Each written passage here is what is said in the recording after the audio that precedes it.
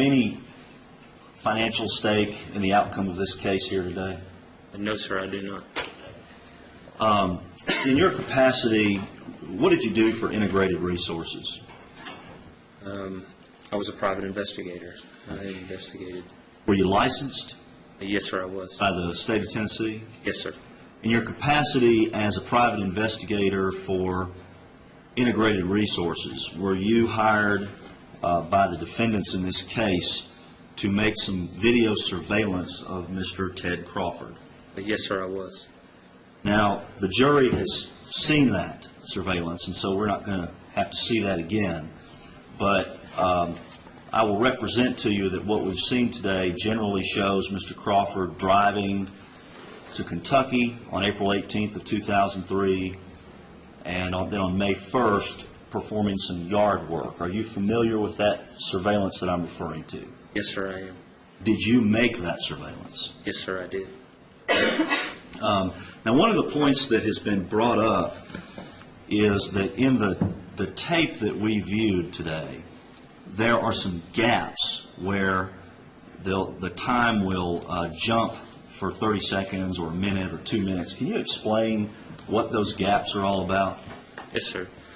When you have a video camera, and I have my video camera in my car at the time, I have it mounted in the headrest of my car. When I turn that camera on, it runs an image down to a TV, a small monitor that I have. Once Mr. Crawford was outside, I never turned the camera off. I might hit pause because I didn't want it to stop the video, per se. If Mr. Crawford is in frame, if he's out mowing the yard or weed eating or whatever may be going on, if he went around the side of the house, I would hit stop. With the camera, if I kept it just in a pause state for longer than 5 minutes, it would shut itself off. So I did not want that to happen. So I would have to hit pause record for it to not cut the camera off. And was that something that you did with every person that you did surveillance on? Yes, sir. Were you trying to hide anything by doing that? No, sir. If Mr. Crawford was in frame, as you call it, was the camera running? Yes, sir. Did you only turn the camera off or pause the camera when he went out of frame? Yes, sir. If Mr. Crawford had been leaning over, rubbing his back, or grimacing or anything like that, is that something you would have edited out of the tape? No, sir. How many times do you recall attempting to perform surveillance on Mr. Crawford in addition to the April 18th and the May 1st that we know about?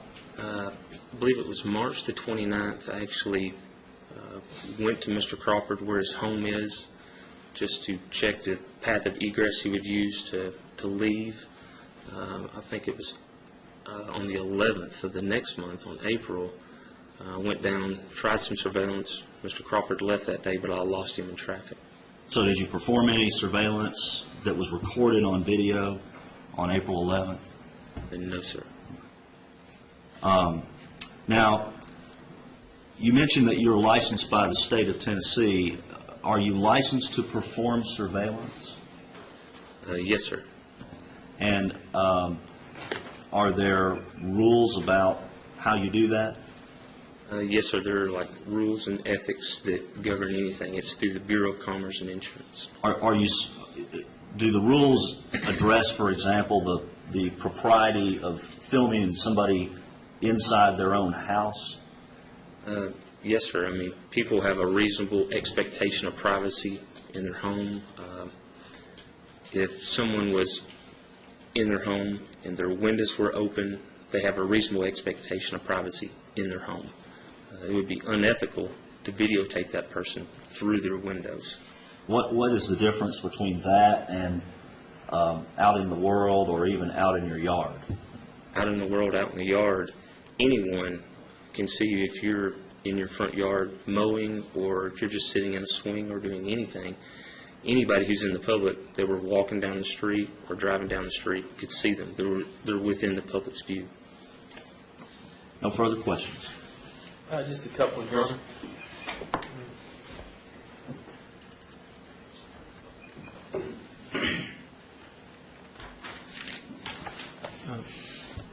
When you were employed by this company, was this your major function? Yes, sir, it was. And what instructions were you usually given by your boss or bosses? My boss would give me a name, an address, and tell me we need surveillance on this subject. So you yourself never met the Mitchells or anybody that represented them?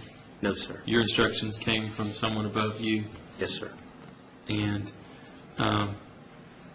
you talked about, you cased out the joint, or cased out the home, when? I believe that was March 29th. Right. And then you followed them, but you lost them, is that my understanding? Yes, sir, that was on a different date. Okay. And you didn't record that? No, sir. All right. And so, basically, you were basically told you can get him doing some kind of activity recorded. Isn't that basically what you were told? Actually, when my boss first gave me this case, he gave me like a certain number of hours to work on it. It'd either be 16 or 20 or something like that. And I could use, at my discretion, whenever I wanted to use them, until I had that time used up. Did you use it all up? To be honest, I can't even remember.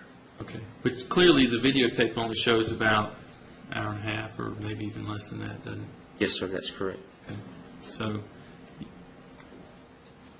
there was more time that you could have spent in videotaping Mr. Crawford, but what you've been able to provide to us is approximately about an hour and a half. Is that right? Yes, sir, that would be correct if Mr. Crawford would have been in the public's eye. So you never saw him in the public eye any other time other than what he was doing in his yard and on that trip up to Kentucky? Is that what you're saying? Yes, sir, that's correct. So we want to believe that Mr. Crawford pretty much stayed in his home other than those two occasions after you got this assignment? Yes, sir. I don't have anything else. Thank you. Redirect. How long, just by your memory, how long did it take to drive up to Kentucky? To drive to Kentucky, a little over an hour, maybe longer. Then and would it have taken that same time to drive back? Yes, sir. And then did you also spend some time up in Kentucky once you got there? Yes, sir. Now, as far as these hours, this budget that you had of hours, whatever it was, do you continuously do that? And let's say you have 16 hours that your boss tells you you can use. Do you spend all 16 at one time, or do you try to go once and maybe go back and that type thing? Yes, sir. I'm going to object to leading. Thank you. I'll rephrase it. Do you use all 16 at once? No, sir. How does that work? Like I said, my boss would always, I was trained that you never would go and spend 16 hours anywhere at any certain location. You might want to pick and choose your times when you think there's going to be activity out of someone. And after the May 1st, 2003 surveillance with him cutting his yard and doing other work that we've seen, did you try to surveil him anymore after that? No, sir, I did not. Why not? I basically used up all the time that I had on the case. Thank you. I'm sorry. What were your charges? Dollar-wise? Yeah. I don't know. I don't do any of the billing or anything like that. Thank you. Redirect. No, Your Honor. Thank you very much, sir. You are excused. All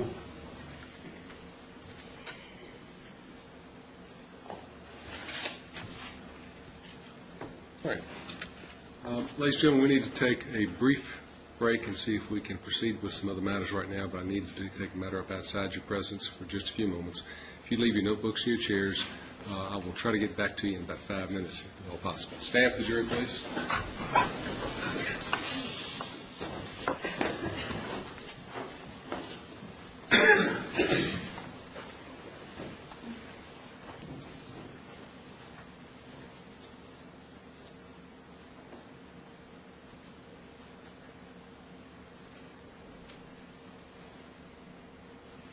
All right, be seated, please.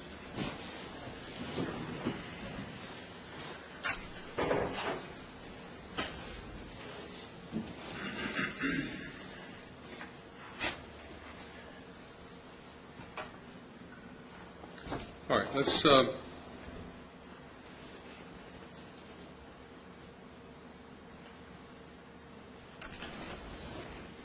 with the prescriptions. What is the information you have in support of the figures for the prescriptions? Mr. Crawford's brought some in. Your Honor, have not had an opportunity to put those together and to add them up. I know that Mr. Gilmore says he has documentation for $931.36 worth of prescriptions. We just need to, I mean, I hate to put him on the stand and have him go through these documents, Well, say that's, well, okay, I thought but I just don't, he went out to the car to get them, but they're not in this. somebody added this up at some point. I just made the assumption that perhaps there was a spreadsheet or a I don't believe there's. tape or something that had the numbers on it. I don't believe, well, I haven't had an opportunity, Your Honor, to speak with Mr. Crawford specifically about how he added that up. And I definitely will do that this evening. Well, you've got, all you want to do with Mr. Crawford is this last bit of testimony, is that right? Well, yes, and there may be one or two things that I want to talk to him about the income tax returns that Mr. Gilmore is. If you have 10 or 15 more minutes of discussion with him. Possibly, maybe a tad bit more, but I 20 minutes or that's so. And then you say you had some other matters you were going to be introducing as well? Dr. Howell's deposition, Just another 30 minutes or so? 33 minutes, I believe. And then is that all you're going to be presenting? Yes. So we may have another hour's worth of your proof on that part of it. Mr. Gilmore's cross-examination, Mr. Crawford, I assume, is going to be probably longer than 30 minutes. Probably. And then your proof is going to be what? Mr. Mitchell should only take 10 minutes. Any other proof?